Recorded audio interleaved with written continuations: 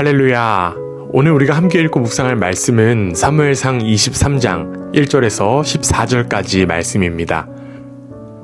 사람들이 다윗에게 전하여 이르되 보소서 블레셋 사람이 그일라를 쳐서 그 타작마당을 탈취하더이다 하니 이에 다윗이 여호와께 묻자와 이르되 내가 가서 이 블레셋 사람들을 치리이까 여호와께서 다윗에게 이르시되 가서 블레셋 사람들을 치고 그일라를 구원하라 하시니 다윗의 사람들이 그에게 이르되 보소서 우리가 유다에 있기도 두렵거든 하물며 그일라에 가서 블레셋 사람들의 군대를 치는 일이리이까 한지라. 다윗이 여호와께 다시 묻자온데 여호와께서 대답하여 이르시되 일어나 그일라로 내려가라. 내가 블레셋 사람들을 내 손에 넘기리라 하신지라. 다윗과 그의 사람들이 그일라로 가서 블레셋 사람들과 싸워 그들을 크게 쳐서 죽이고 그들의 가축을 끌어오니라.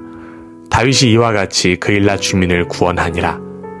아히멜렉의 아들 아비아달이 그일라 다윗에게로 도망할 때에 손에 에봇을 가지고 내려왔더라. 다윗이 그일라에 온 것을 어떤 사람이 사울에게 알림해 사울이 이르되 하나님이 그를 내 손에 넘기셨도다. 그가 문과 문 빗장이 있는 성읍에 들어갔으니 갇혔도다. 사울이 모든 백성을 군사로 불러 모으고 그일라로 내려가서 다윗과 그의 사람들을 애워싸려 하더니 다윗은 사울이 자기를 해하려 하는 음모를 알고 제사장 아비아달에게 이르되 에봇을 이리로 가져오라 하고 다윗이 이르되 이스라엘 하나님 여호와여 사울이 나 때문에 이 성읍을 멸하려고 그일라로 내려오기를 꾀한다 함을 주의 종이 분명히 들었나이다. 그일라 사람들이 나를 그의 손에 넘기겠나이까?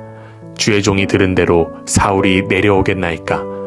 이스라엘의 하나님 여호와여 원하건대 주의 종에게 일러주옵소서 하니 여호와께서 이르시되 그가 내려오리라 하신지라.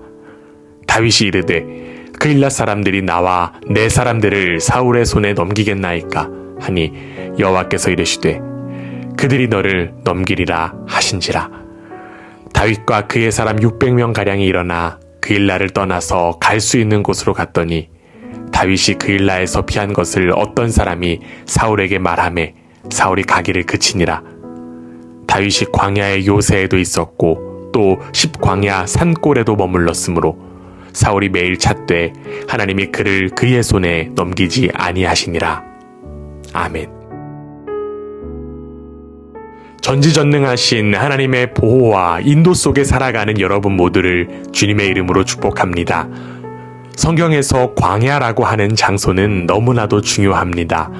출애굽한 이스라엘 백성이 가나안에 들어가기 전에 40년간 머물렀던 곳이 바로 광야였습니다. 또한 예수님도 공생의 사역을 시작하시면서 40일 동안 광야 생활을 하셨습니다. 비록 광야가 어둠과 고독만 가득한 곳이지만 광야에서의 삶이 하나님의 다스림 아래 있을 때 그곳은 하나님의 사람으로서 변화와 성장의 계기가 되기도 합니다. 다윗에게도 광야에서의 시간은 반드시 필요했습니다. 다윗은 사울 왕을 피해 광야로 내몰렸습니다. 물론 다윗은 하나님께서 택하신 이스라엘의 자기 왕이지만 그가 하나님의 왕으로서 온전히 세워진 것은 아니었습니다. 다윗은 도망자 신세임에도 불구하고 성소에 들어가서 진설병을 요구했고 골리앗의 칼을 보고 이것보다 더 귀한 것이 없다고 좋아하기도 했으며 가서는 안 될 블레셋으로 피신했다가 미친 척하고 간신히 생명을 부지한 어리석은 모습을 여전히 가지고 있었습니다. 결국 다윗에게도 광야에서의 훈련과 연단이 필요했던 것입니다. 다윗은 선지자 갓의 명령에 따라 헤렛이라고 하는 숲에 숨어 있었습니다. 그리고 그곳은 하나님께서 준비하신 광야였습니다. 다윗은 광야에서 하나님의 살아계심을 경험하며 성장하고 변화될 수 있었습니다. 그리고 그 변화된 모습을 오늘 우리가 함께 읽고 묵상한 본문에서 확인할 수 있습니다. 어떤 사람이 다윗을 찾아와서 블레셋 사람이 그일라에 쳐들어와 타작마당을 탈취해갔다라고 전했습니다. 이야기를 들은 다윗은 곧장 블레셋과 싸움을 하지 않고 다른 행보를 나타냈습니다. 오늘 본문 2절입니다. 이에 다윗이 여호와께 묻자와 이르되 내가 가서 이 블레셋 사람들을 치리이까? 여호와께서 다윗에게 이르시되 가서 블레셋 사람들을 치고 그일라를 구원하라 하시니, 다윗은 가장 먼저 하나님께 여쭈었습니다.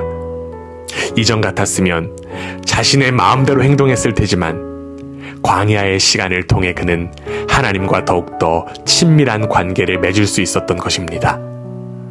다윗의 질문에 하나님도 즉각 대답해 주셨습니다.